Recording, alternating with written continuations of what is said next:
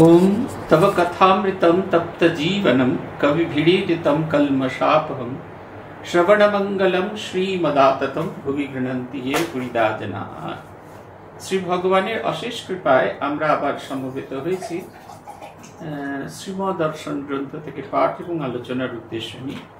আমাদের আজকে পড়ব আমরা যে অধ্যায়টি যেটা পড়ছি সেটি হচ্ছে ঠাকুরের বৈশিষ্ট্য ধর্ম সমন্বয়। এটি আমরা পড়ছিলাম।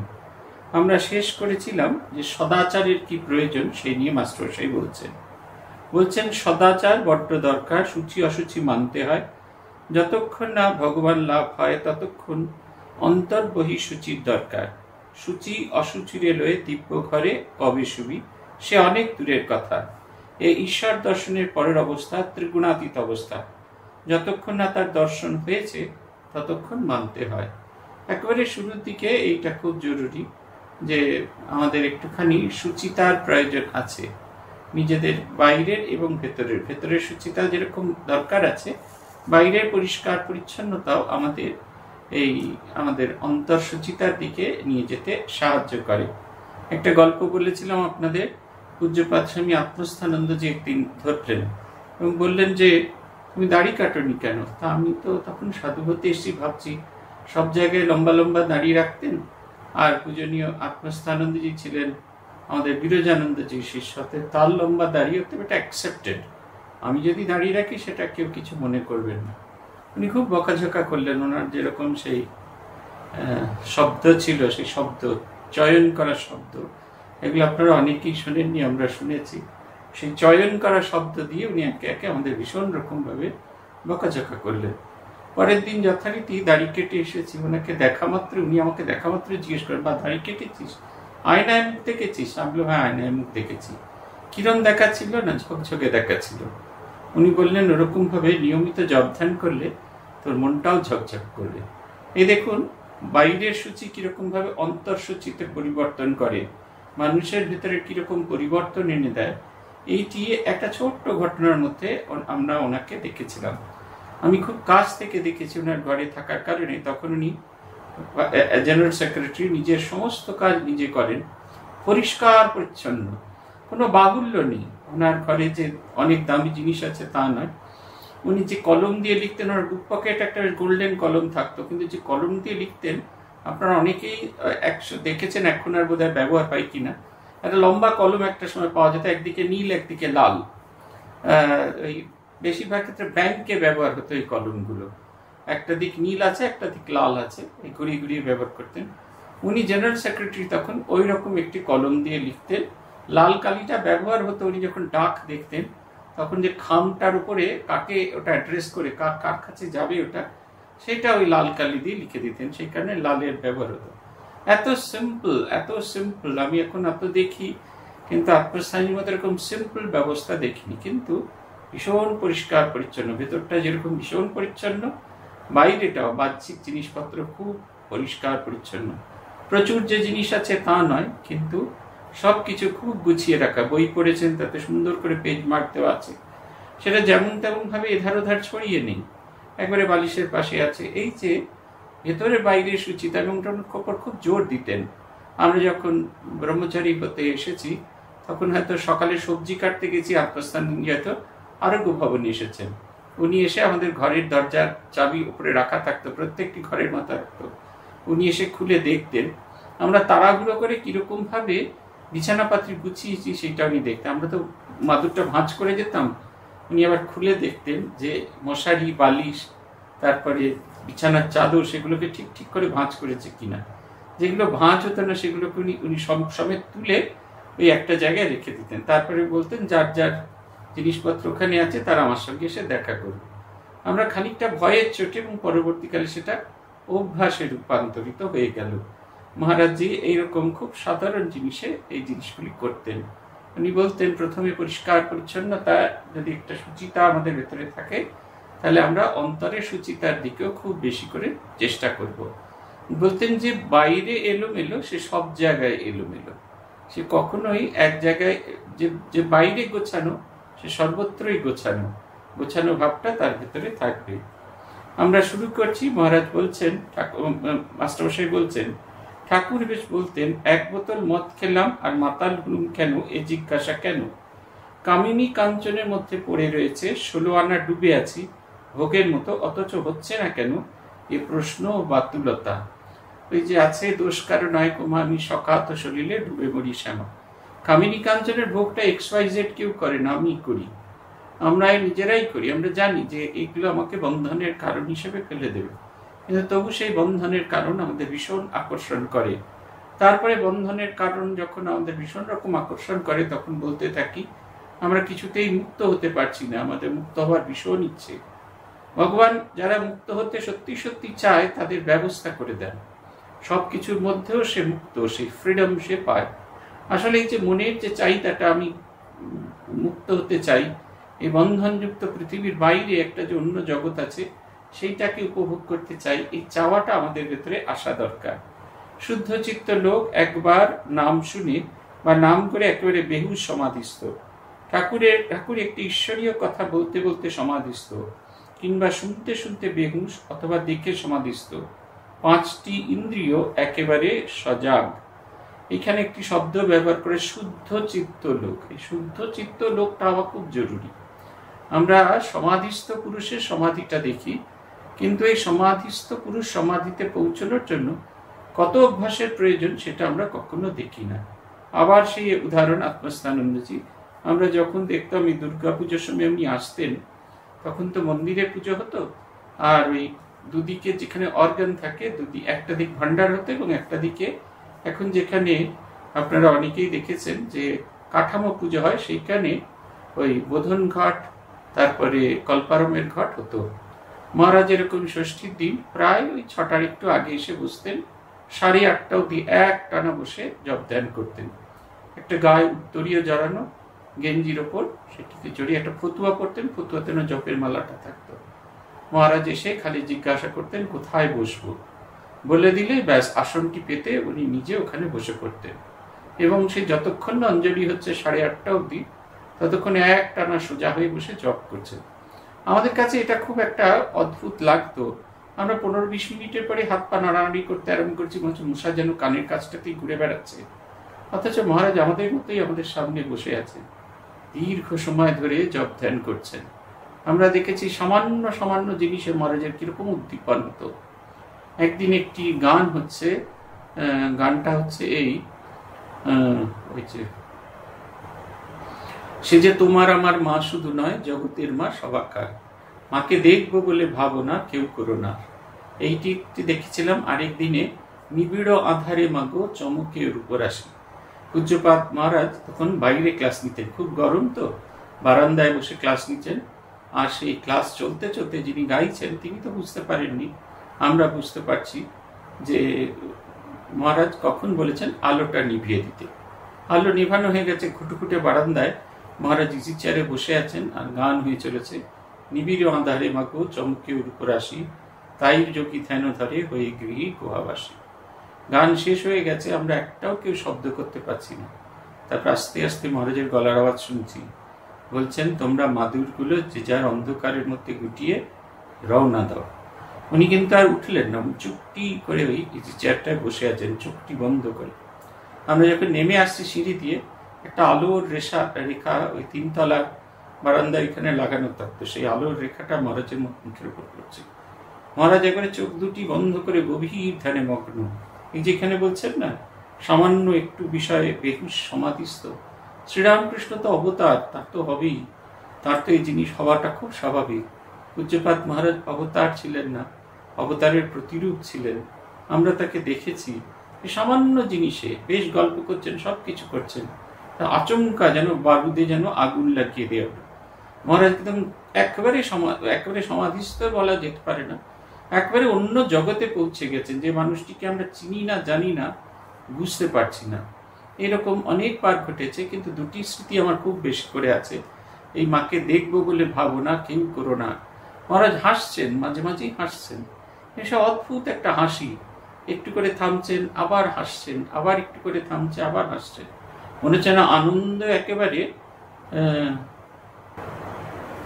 একবারে আনন্দে যেন একদম ভরপুর হয়ে আছেন, একদম ডুবে আছেন তার মধ্যে। আর তিনি যেন কিছু একটা খুব এনজয় করছেন। দেখতাম যখন ওই জব করছেন, মুখখানে ঠাকুরের বর্ণনা আছে, ঠাকুরের মুখ যেরকম আনন্দে ভরপুর হয়ে যেত, মহারাজের মুখও আনন্দে ভরপুর।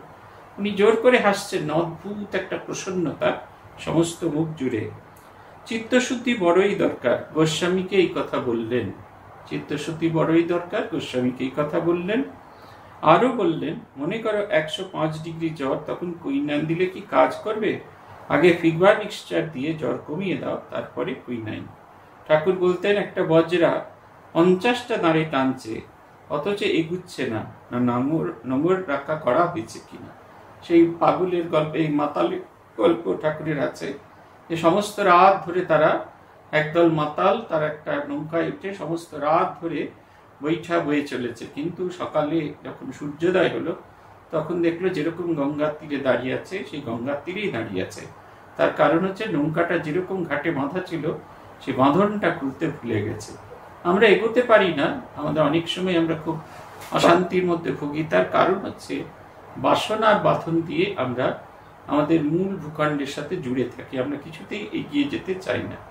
আমরা বারবার পেছন ফিরে ফিরে দেখতে চাই, মূল ভূখণ্ডতে আমরা আটকে থাকি, কিছুতেই এগোতে পারি না।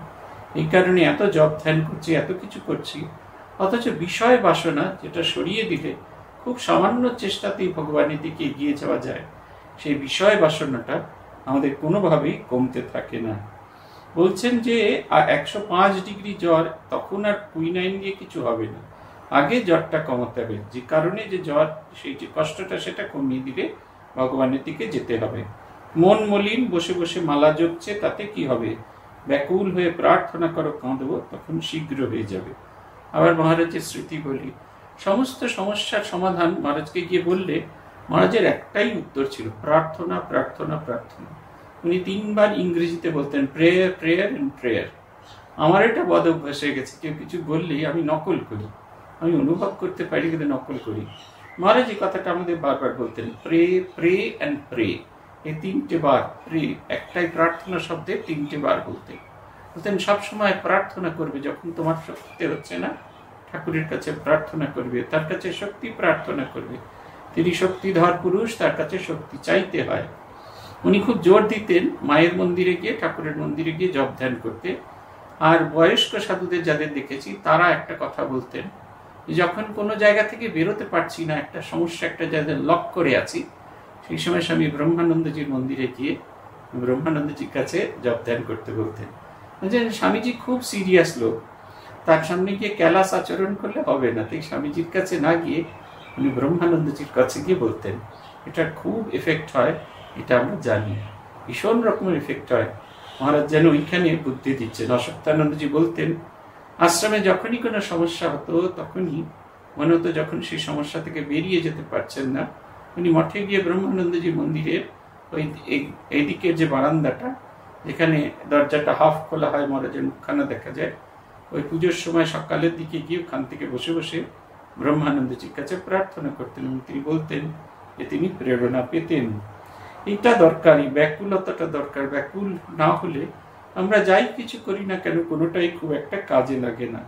তিনি যেমন বলতেন, সকলেরই হৃদয়ে নারায়ণ বাস করছেন বটে, কিন্তু কারো আতসের মাটিতে চাপা, কারো আত্মন, কারো বিস্মন। কে যায় কোদালেতে বিস্মন। সদ্গুরু যিনি, তিনি আতসের মাটি সরিয়ে দেন, আর তখন হৃদয়ে ভেসে ওঠেন। বিস্মন চাপাও যাবে, সংসারে ঠেলা ধাক্কা খেয়ে যদি চৈতন্য হয়। গুরু কিন্তু পুরোটা সরিয়ে দেন না। ওই দেখবেন, এটা আগেও একবার বলেছি, যখন আমাদের দীক্ষা হয় তখন একটা অদ্ভুত আনন্দে আমরা ভরপুর হয়ে থাকি। সেই আনন্দটা কি না, ঈশ্বরকে পেলে কিরকম আনন্দ হয় তার একটা গ্লিম্পস, তার একটা ছবি তিনি আমাদেরকে দেন। সেটা কিভাবে দেন? তার নিজের আত্মশক্তিতে বলিয়ান, সেই শক্তি তিনি খানিকটা দেন। আমাদের এই নেশাটা ধরিয়ে দেন যে ভগবানকে পেতে হলে এই আনন্দটাই, ভগবানকে পাওয়ার আনন্দ হচ্ছে এইটা। তারপরে যখন আমরা সাধন ভজন করতে থাকি, আমাদের ভেতরে চিত্তশুদ্ধি হয়, মনের মলিনতা সবটুকু চলে যায়, তখন আমরা ধীরে ধীরে সেই ভাবের ভেতর ডুবে যেতে পারি। এইটির কথা তিনি বলছেন। যখনই একটুখানি সরে যায়, আমরা নিজেরাই বদল হতে থাকি।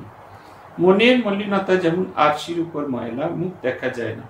পরিষ্কার করে ফেলো, তখন মুখ দেখা যাবে।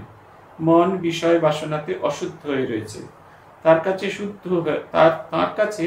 শুদ্ধ হয়ে চোখের জলে। তখন তিনি দেখা দেন, ঘোলা জলে প্রতিবিম্ব পড়ে না।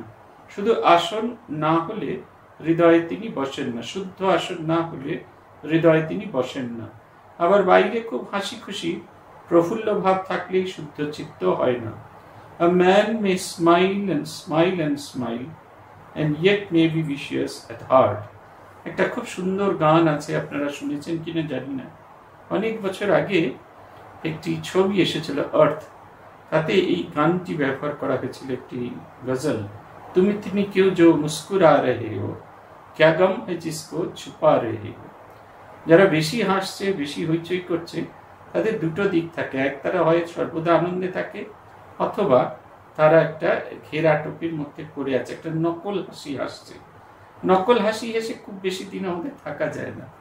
নকল হাসি একটা সময় তার আসল জিনিসটা বেরিয়ে যাবে। সেই সরা অন্ধ আছি একটা লোক নানা ভাষায় সে বক্তব্য করে, আজ গুজরাটি বলে, কাজ মারাঠি বলে। গোপাল ভাঁড়কে ঠিক করা হলো সে কোন ভাষার সেটা জানার জন্য। গোপাল ভাঁড় দরজার চতুর্দিকে সরু সুতো আটকে রেখে দিলেন, আর সে সব অন্ধকারের মধ্যে রাজপ্রাসাদে যখন ঢুকছে, সেই সরু সুতোতে পা লেগে পড়ে গিয়ে বলছেন, সরা অন্ধ আছি। সে ওড়িয়া আদতে। আসল সময় ওই অবস্থাটি হয়। পাখির একটা পা ধরলে বলে রাধা কৃষ্ণ, আর রাধা আরেকটা পা ধরলে বলে কৃষ্ণ। দুটো পা ধরে টানলে বলে দুঃশালা পড়ে যাবো যে। এই যে আমাদের তৈরি থাকতে হয় যে আমাদের আসল হাসিটা হাসতে হয়। নকল হাসি দিয়ে you can make some person fool for some time, but you cannot make everyone fool at all the time. আমরা সবাইকে বোকা বানাতে পারি না। সেই কারণে তার চেয়ে বড় কথা, আনন্দকে জেনারেট করতে শিখতে হয়। খুব সহজে আনন্দকে জেনারেট করতে হয় কি করে? হৃদয়ে দেবতাকে বসাতে হয়। এমনকি আমরা যে পুজো করি সেখানেও পীঠ শক্তির ন্যাস করতে হয়। পীঠ মানে হচ্ছে দেবীর আসন, পিঁড়ি। দেবী যে পিঁড়িতে বসবেন, দেবী কোথায় এসে বসবেন? হৃদয়ে বসবেন।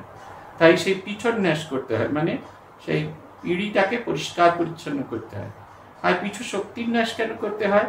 যে শক্তিতে পিঁড়িটা অটল থাকবে, পড়ে যাবে না, দুমড়ে যাবে না, কিছু হবে না, সেই তাঁকেও ন্যাস করতে হয়। সেটাও যেন শুদ্ধ চিত্ত, ধরে রাখার জায়গাটাও যেন শুদ্ধ চিত্ত হয়। যদি সরু দুর্বল কনস্ট্রাকশন হয়, যেরকম ছাদ থাকে না, ভেঙে পড়ে যায়, ঠিক সেই রকম পিঁড়িটা যদি শক্তপোক্ত ভাবের মধ্যে দিয়ে না থাকে, তাহলে সেটা পড়ে যায়। সেই মনের পিঁড়িতে দেবতাকে বসতে হলে যেরকম পরিষ্কার পরিচ্ছন্ন হয়, মনের পিঁড়িতে মনে যখন দেবতাকে বসাই, তখন নিজের চোখের জল, অনুরাগের উষ্ণতা দিয়ে যেরকম সবকিছু পরিষ্কার করি, ঠিক সেই রকম ঈশ্বরকে পেতে হলে নিজের ভেতরটাকে পরিষ্কার করা দরকার। এবং চোখের জল দিয়ে সেই সবকিছু ধুইয়ে দিতে হয়। তবে দয়া দিয়ে হবে গুমর জীবন ধুতে, নইলে কি আর পাবো তোমার চরণ ছুতে, তবে দয়া দিয়ে হবে গুমর জীবন ধুতে। এই আমাদের যেন আমাদের চোখের জলে আমরা সেটিকে ধুইয়ে দিতে পারি। শ্রীমা কিছুক্ষণ চুপ করে থাকলেন, অদূরে রক্ষিত চোরাই কয়লা দৃষ্টে আবার বলতে থাকলেন, শ্রীমা, সত্য রক্ষা চাই, সত্য ছাড়া ঈশ্বর লাভ হয় না। বেদে বলেছেন, সত্যমেব জয়তে নানৃতম, সত্য, তপস্যা ও ব্রহ্মচর্য চাই। এও বেদের কথা। ঠাকুর তাই বলেছিলেন, সত্য কথা কলির তপস্যা। একটা ছোট্ট ঘটনা বলি। বেলঘরিয়া স্টুডেন্টস হোমে যে সমস্ত ছেলেরা থাকতো, তারা খুব গরিব। তারা কলেজে যাতায়াত করতেন ট্রেনে করে। এই কারণে একটা ফান্ড তৈরি করা হয়েছিল।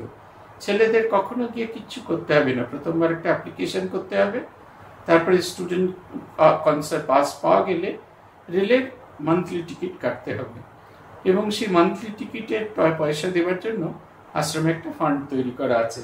একবার অ্যানুয়াল অ্যাকাউন্টস দেখতে দেখতে অমলানন্দজি দেখলেন যে সেই ফান্ডের টাকা প্রায় অব্যবহৃত হয়ে আছে, সে টাকাটা ব্যবহার করা হয়নি। সেদিনই তিনি নাইট ক্লাসে সব ছেলেদের ডাকলেন। আমরা বুঝতে পারছি না সপ্তাহের মাঝখানে কেন তিনি ছেলেদের ডেকেছেন, কিন্তু তিনি ডেকেছেন শুধুমাত্র অ্যাকাউন্টসটা দেখেই ছেলেদের তার যা বোঝায় বুঝে গেছেন, ডেকেছেন। তিনি জিজ্ঞেস করছেন যে কারা কারা এই মান্থলি পাস নিয়ে যায়।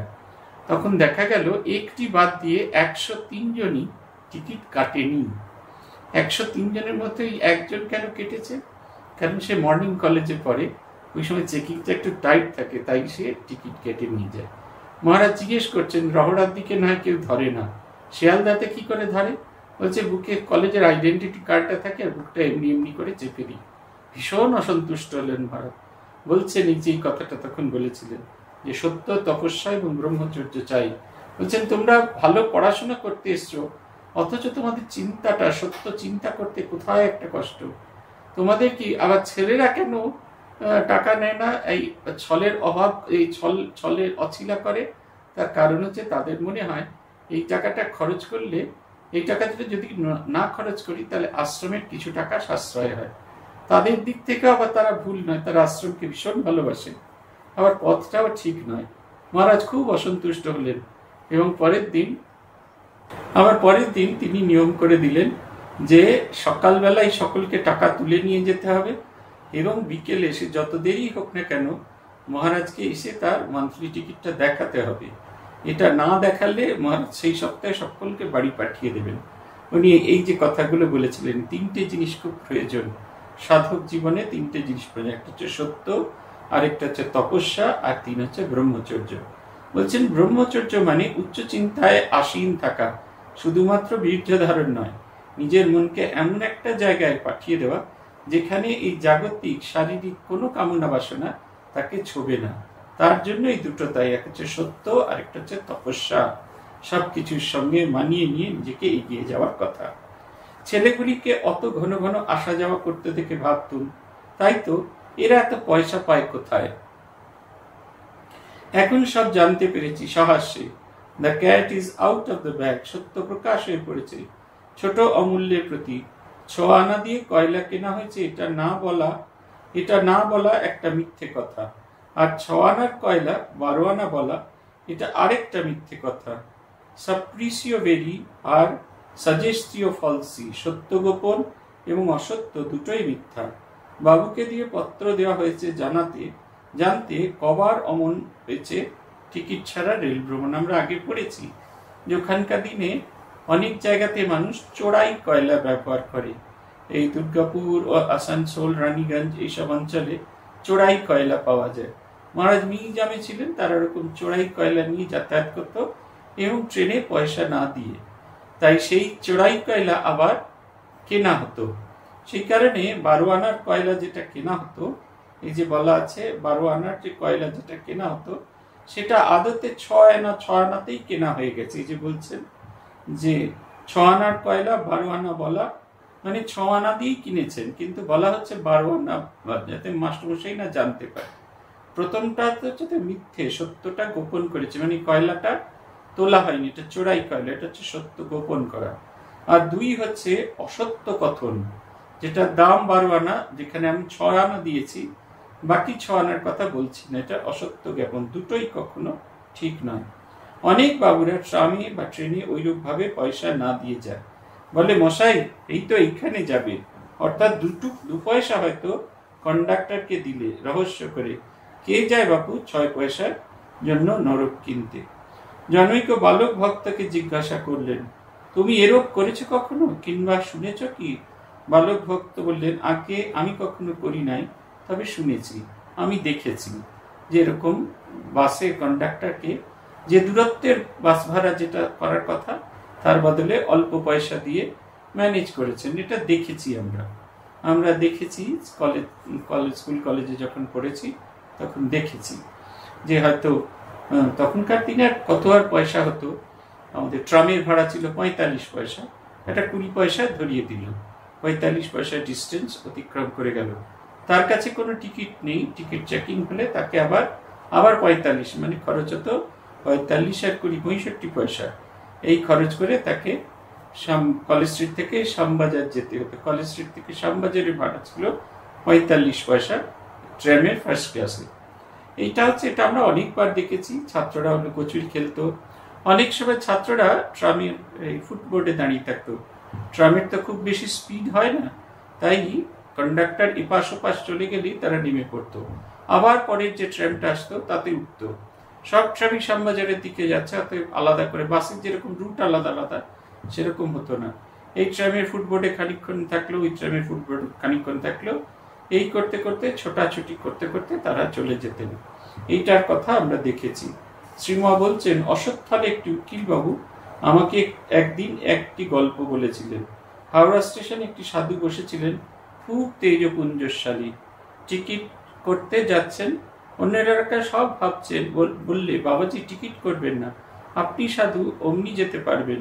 সাধুটি উত্তর দিল, না বাপু, টিকিট করতে হবে, 3 দিনের রাস্তা যেতে হবে, কে যায় ভয় ভয়, কখন টিকিট চেকার আসে। সর্বদা এই ভয় থাকলে ঈশ্বর চিন্তা করব কখন। এটা একটা খুব ইম্পর্টেন্ট কথা। এটা সবসময় অন্যায় করলে দেখবেন অন্যায়ের হাতে ধরা পড়ে যাব, এই ভয়তে আমাদের আত্মচিন্তা হয় না। ভগবানকে চিন্তা করতে গেলে এই ফ্রিডমটি থাকা খুব জরুরি। এটা যদি না থাকে তাহলে কিন্তু হবে না। তাই ক্রাইস্ট বলেছেন, render therefore unto Caesar the things which be Caesar's and unto God the things which be God's। যার যা প্রাপ্য তাকে তা দেওয়া দরকার। এটা হচ্ছে কথা। এটা না হলে আমরা সত্য থেকে বিচ্যুত হয়ে যাব। এটা খুব খুব জরুরি কথা। ট্রেনেও দেখেছি অনেক সময় তাড়াতাড়ি করে এক্সপ্রেস ট্রেনে টিকিট কেটে উঠেছে, অথচ ট্রেনের টিকিট কাটেনি, টিকিট চেকার এলে বাথরুমে গিয়ে ঢুকে পড়েছে। এই ট্রেনে যাওয়ার সময় আমরা একবার যাচ্ছিলাম কলকাতা দুর্গাপুর, এই হাওড়া দুর্গাপুর, সেখানে দেখলাম কয়েকজন বাথরুমে ঢুকে পড়লেন। এটা হচ্ছে কথা। ওভাবে ট্রেনের চেকার থেকে পালিয়ে লুকিয়ে বাঁচা যায় না। সমস্ত যাত্রাটা বাথরুমের ওই দুর্গন্ধকে নিয়ে কাটাতে হলো, অথচ ট্রেনের টিকিট কাটলে এই সমস্যাটা কখনো হতো না। এটা হচ্ছে কথা। যখন হাওড়া আমরা নামখানা থেকে শিয়ালদা যাত্রা করতাম, এরকম পথে বহু জায়গায় দেখতাম, নিউ গড়িয়া স্টেশন কিংবা অন্যান্য বড় স্টেশনগুলো যেখানে আটকায়, সেখানে এরকম টিকিট চেকাররা ধরতেন, ভীষণ রকম ভাবে ধরা পড়তেন, এবং যে মানিজ্যত নিয়ে যে টানা হিচড়া হতো সেটাই খুব মুশকিল। বলছেন যে যদি এই কে এসে ধরবে, সাধুটির কথা খালি সুন্দর। বলছেন 3 দিনের রাস্তা যেতে হবে, কে যায় ভয়ে ভয়ে, তখন কখন টিকিট চেকার আসে। সর্বদা এই ভয় থাকলে ঈশ্বর চিন্তা করবো কি করে। এখানে ঈশ্বর চিন্তা সাধুর ক্ষেত্রে যেমন ভগবানের চিন্তা, সাধারণ মানুষের অর্থে এটা হচ্ছে উচ্চ চিন্তা। উচ্চ চিন্তা করতে গেলে এটা বাধা হয়ে থাকবে, সে কারণে মুক্ত হওয়া ভীষণ দরকার। ঠাকুর একটি আলাদা থাকে সৃষ্টি করে গেছেন। এরা কামিনী কাঞ্চন কিছুই চায় না। কত ভালো ভালো লোক এসেছেন, কামিনী যত গন্ডগোলের কারণ, আর কাঞ্চন তারই উপকরণ। পৃথ্বীরাজ সংযুক্তার প্রেমে পড়লেন, তাই আজ ভারতের এই দুরবস্থা। সব লোক ওতে ভুলে আছে। আলেকজান্ডার দ্য গ্রেট 30 বছরের সময় দিগ্বিজয় করলেন, কিন্তু লাভে পড়ে গেলেন। সিজার ক্লিওপেট্রার প্রেমে পড়লেন, আর জগৎ সিংহ তিলোত্তমার। কাইজার বুড়ো বয়সে আবার বিয়ে করলেন। শ্রীলোক নিয়েই জগৎ চলছেন। শ্রীলোক সৃষ্টি ভগবানের জগৎ রক্ষার একটি অপূর্ব কৌশল।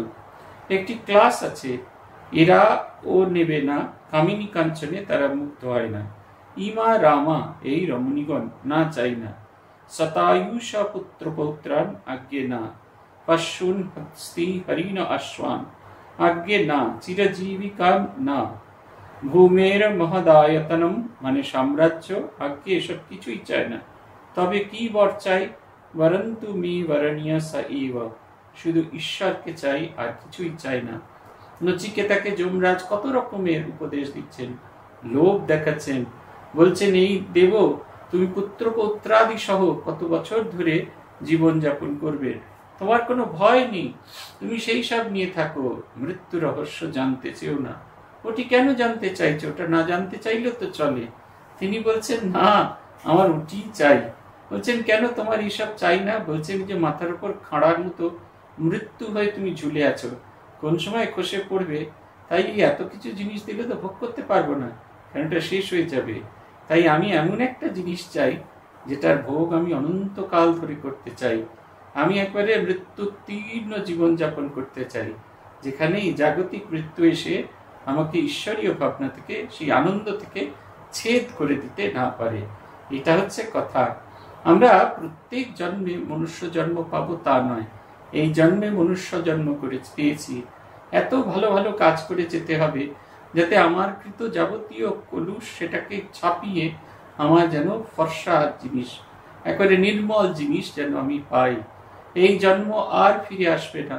আমি পরের জন্মে রাজা হব, উজির হব, সে ভেবে লাভ নেই। তার পরের জন্মে আমরা সবাই জড়ভরত হব না, যে এক জন্ম জড় হয়ে পড়ে থাকবো, হরিণ হয়ে জন্মব, তারপরে সেই স্মৃতি থাকবে, পরবর্তী জন্মে জড় হয়ে থাকবো, মানুষের উপেক্ষা লক্ষ্য ভগবানের দিকে যাব। ওগুলো শুধুমাত্র গল্প কথাতেই হয়, মানুষের জীবনে এরকম হওয়ার কথা নয়। আমরা যেটুকু চোখে দেখতে পারি সেটুকু হচ্ছে এইটা আমার হাতের ভেতরে আছে, যে জন্মটা আমি পেয়েছি, ঈশ্বরকে যাবার পথ আমি পেয়েছি। এখন চাই এগিয়ে যেতে হবে, মন প্রাণ উজাড় করে এগিয়ে যেতে হবে, যাতে আমার ইহজগতে এত সুকর্ম হয়, পূর্ব জন্মের যদি কোনো কুকৃতি থাকে সেগুলোকে অতিক্রম করে সুকৃতি আমাকে ভগবানের দিকে নিয়ে যেতে পারে।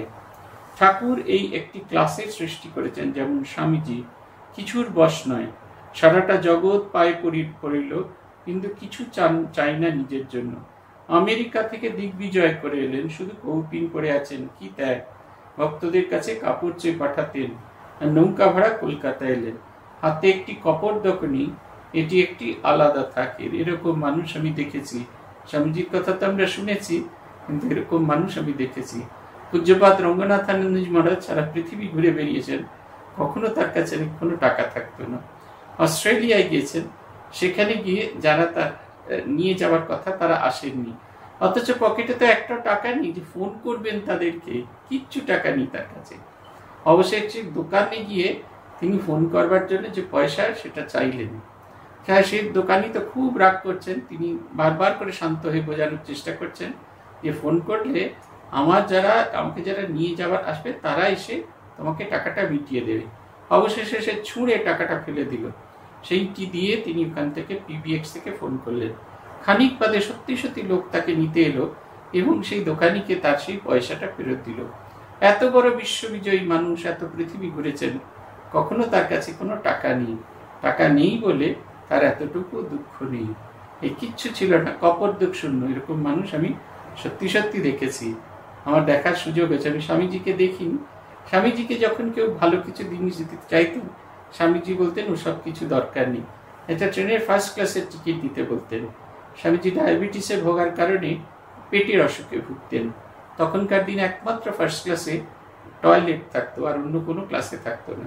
তাই তাকে বারবার যখন টয়লেট যেতে হতো, সেই কারণে তিনি ফার্স্ট ক্লাসের টিকিট চাইতেন। প্রণামী হিসেবে টাকা নয়, করি নয়, খাবার নয়, দাবার নয়, কিচ্ছু নয়, শুধু একটা ফার্স্ট ক্লাসের টিকিট।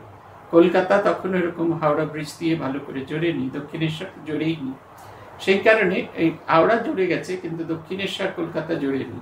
তাই কেউ যদি তাকে কিছু দিতে চাইতেন, 6 আনা চাইতেন, 6 আনা দিয়ে তিনি এপার থেকে ওপারে পার হয়ে আসবেন। বিশ্ববিজয়ী বিবেকানন্দ, যার কাছে অর্থ একবারে পায়ের কাছে পড়ে আছে, তার হিসাবে কোনো রকম প্রয়োজন নেই।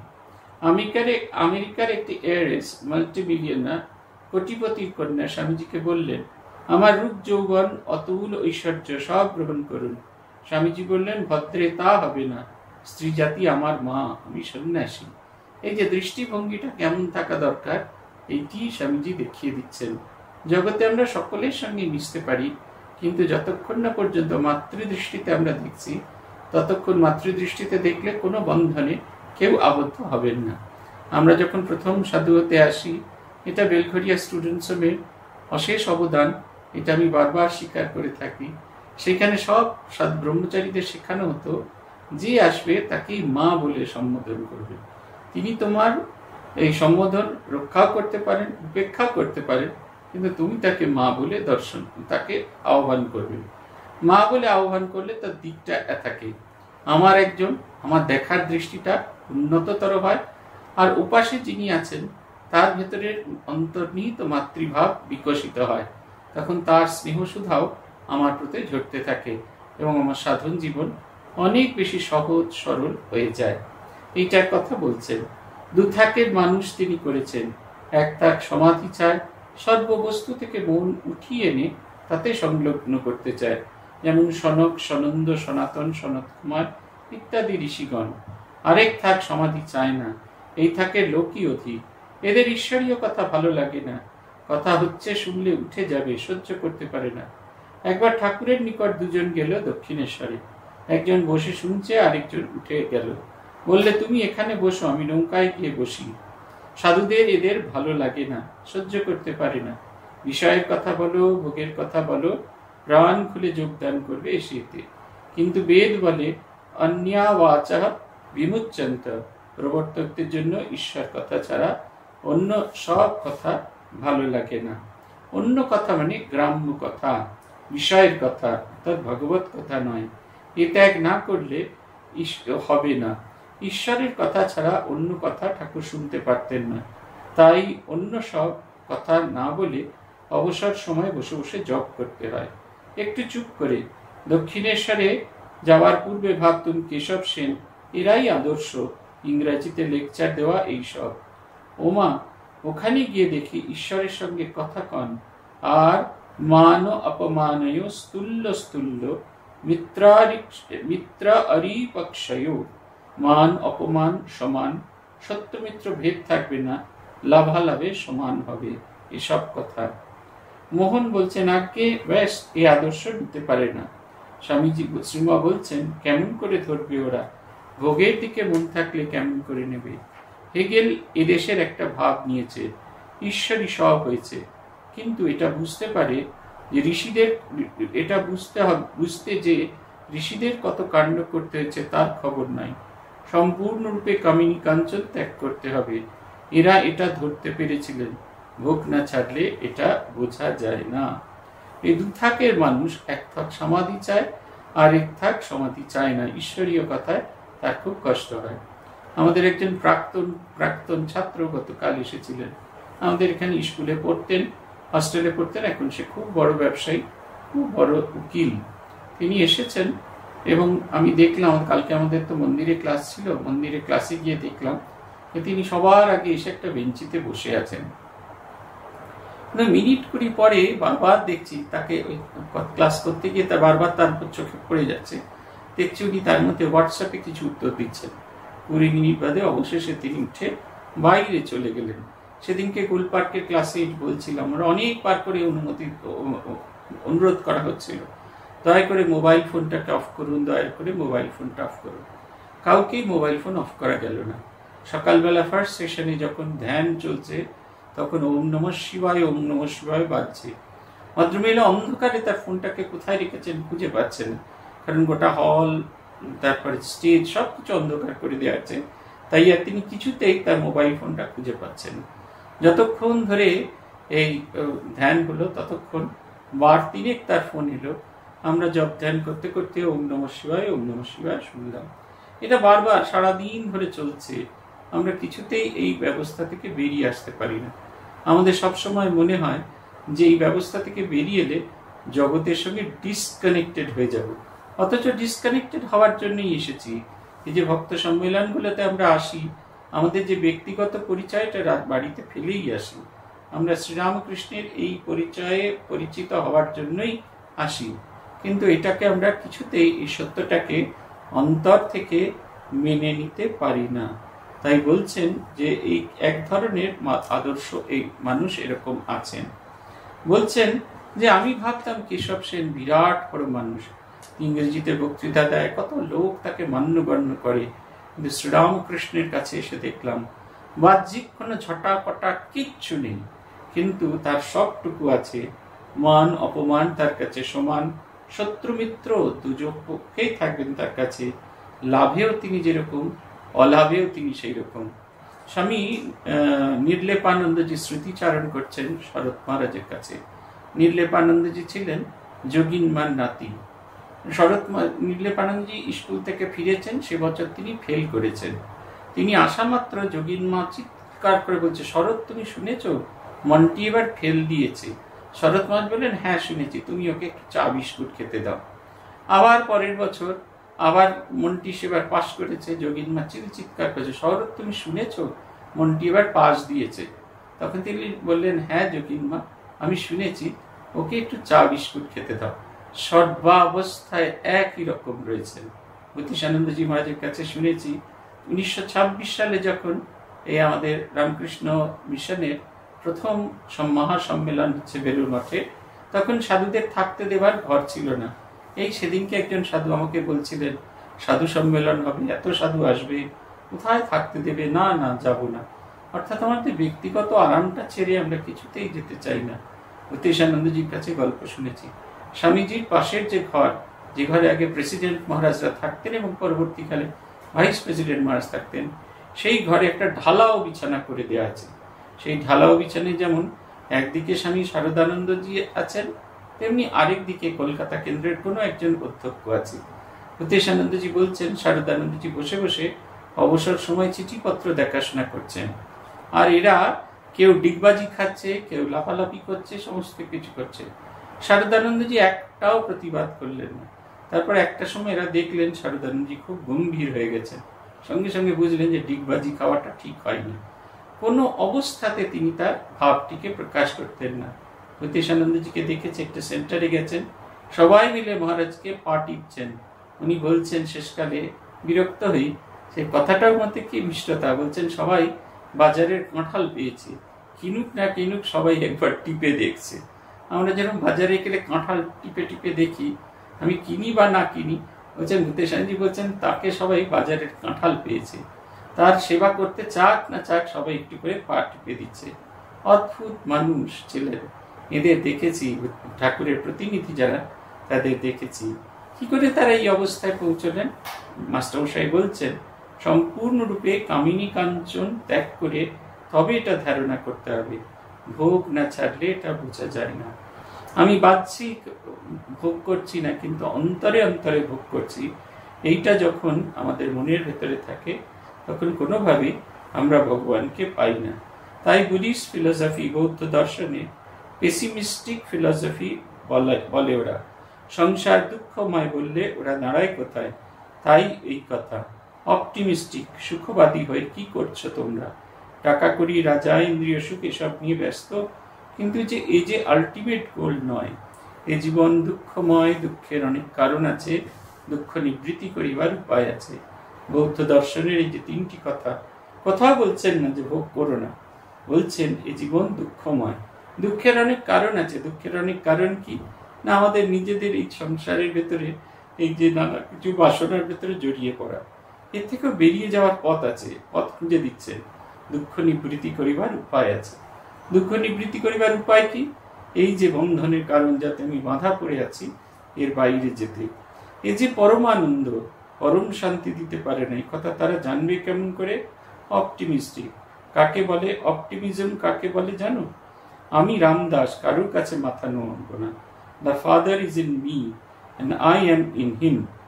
I and my Father are one. আমি পুত্র, ঈশ্বর আমার পিতা, পিতা পুত্র অভেদ, এই অভিমান, এই হলো অপটিমিজম। চিরকাল থাকবে ভাবটি।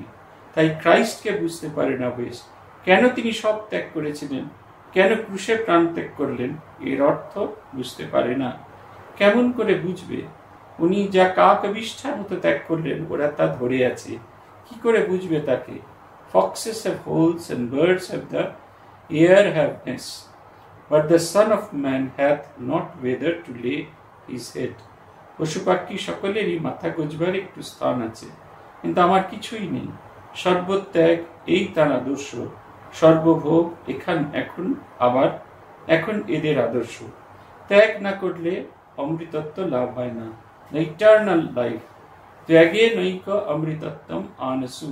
বেদের বচন, সর্বস্ব ত্যাগ করে ঋষিরা অমৃতত্ব বা ঈশ্বর লাভ করেছিলেন।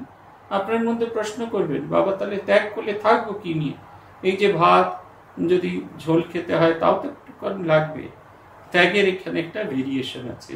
পূজ্যপাদ মহারাজ বলতেন, সর্বস্ব ত্যাগটা প্রথমে হয় না, প্রথমে অতিরিক্ত যেটা সেটাকে ত্যাগ করতে হয়। আমরা অনেক সময় দেখি আমাদের প্রয়োজনের অতিরিক্ত জিনিস আমরা সংগ্রহ করে ফেলি। প্রথমে যেটুকু অপ্রয়োজনীয় সেটুকু, সেই অপ্রয়োজনীয়টাকে ফেলে দিতে হয়। তারপরে দেখবেন প্রয়োজনটা এত কম হতে থাকবে যে আমরা এমনিই থাকবো। এই দেখুন না, চিন্তা করে দেখুন, এই 2020 সালের কথা, যখন সারা দেশ জুড়ে আমাদের কারফিউ জারি করা হয়েছিল, সারা দেশ জুড়ে করোনার কারণে আমাদের খুব সাধারণ একটা লিমিটেড এডিশন লাইফ লিড করতে হয়েছিল। আমরা কিন্তু কেউ মারা যায়নি, আমরা কেউ কোনো কিছুতেই মারা যায়নি। এই অনেক কিছু নেই, তার জন্য আমাদের কিন্তু কোনো দুঃখ হয়নি। আজকে একজনকে বলছিলাম, একজন বম্বে থেকে আমাদেরকে ডোনেশন করবেন বলে ফোন করেছিলেন। আমি তাকে বলছিলাম যে আমরা এত তাড়াতাড়ি কেন আমরা এত তাড়াতাড়ি কাপড় বিতরণ করি। আমরা বললাম যে আমাদের যেতে 4 ঘন্টা লাগে, আসতে 4 ঘন্টা লাগে, আর বিভিন্ন দ্বীপে কাজ করতে আরো 4 দিন সময় লাগে। বলছেন ওখানটা কেমন, ওখানে কেমন হচ্ছে, কতটুকুতে মানুষ আনন্দে থাকতে পারে সেটা আমি গিয়ে ওইখানে গিয়ে বুঝেছি। রাস্তা নেই, ঘাট নেই, ভালো খাবারের দোকান নেই, এমনকি চলাফেরা করবার জন্য এই টোটো, এই মেশিন ভ্যান বলার উপায় নেই। সারা দ্বীপে মাত্র 5টি টোটো আছে আর 3টি টোটো আর 5টি মেশিন ভ্যান আছে। তাতে মানুষও উঠছে, জিনিসপত্র উঠছে। চাইলেই আপনার জিনিস পাবেন না। যেমন টাইম ক্যালকুলেশনে ভুল হয়ে গেছিল, তাহলে আমরা যখন গিয়ে পৌঁছলাম, সব মালপত্র নামালাম, আমরা তখন মেশিন ভ্যান পেলাম না, অপেক্ষা করতে হলো, মালগুলো নিয়ে গঙ্গার ঘাটে অপেক্ষা করতে হলো। সেই মেশিন ভ্যান সে তার জিনিসপত্র রেখে এসে তারপরে আমাদের নিয়ে যেতে গেল। এই চাইলে কিচ্ছু হবে না, নেই মানে নেই, কিন্তু এই নেইতেই তাদের কি ভীষণ আনন্দ।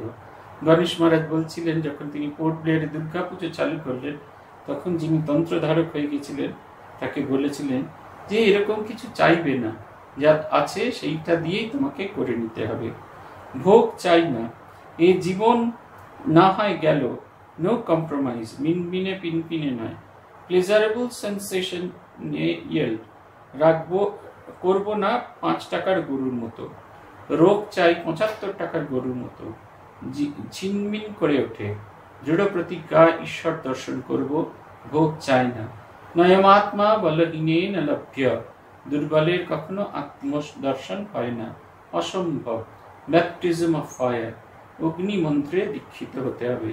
আমরা গাই বটে অগ্নি মন্ত্রে দীক্ষিত করো সন্তানে সব আজ, আমরা গাই মা আমাদের মানুষ করো এই মিনতি এই রাঙ্গা পায়, তোমার ছেলে হয়ে যেন মা দিন কাটে না ধুলো খেলা। কিন্তু অন্তর থেকে সেটা বিশ্বাস করি না, অন্তর থেকে বিশ্বাস করতে হবে, এবং সেই বিশ্বাসের বলে বলি হয়ে এই জীবনে এই জীবৎকালের ভেতরে ঈশ্বর দর্শন করতে হবে। এই প্রতিজ্ঞা, এই দৃঢ়তা আমাদের মধ্যে থাকা দরকার। জগন্মাতার কাছে প্রার্থনা তিনি আমাদের মনের মধ্যে এই দৃঢ়তা দান করুন। আজ এই পর্যন্ত, সবাই ভালো থাকবেন। প্রণতানাম প্রসীদত্তম দেবী বিশ্বার্তিহারিণী ত্রৈলোক্য বাসিনা মিড্ডে লোকানাম বরদা ভব। ওম শান্তি, ওম শান্তি, ওম শান্তি। হরি ওম তৎসৎ। শ্রীরামকৃষ্ণার্পণমস্তু।